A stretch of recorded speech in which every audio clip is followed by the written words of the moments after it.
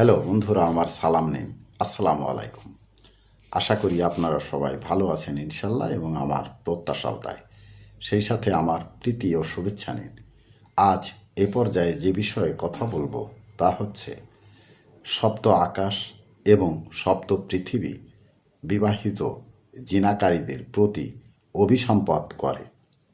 জাহান্নামে এদের লজ্জাস্থান থেকে এমন দুর্গন্ধ ছড়াবে যে জাহান্নামীরাও তা থেকে অতিষ্ঠ হয়ে পড়বে।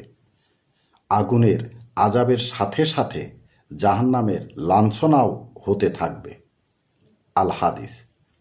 এ পর্যায়ে এখানেই রাখছি। ততক্ষণ পর্যন্ত আপনারা সবাই ভালো থাকুন, সুস্থ থাকুন এবং নিরাপদে থাকুন। শুভকামনা নিরন্তর সবার জন্য সব সময়। ধন্যবাদ ফেসবুক মেটা, ধন্যবাদ সকল বন্ধুসহ সবাইকে। আবার দেখা হবে অন্য কোনো ভিডিওতে। আল্লাহ হাফেজ।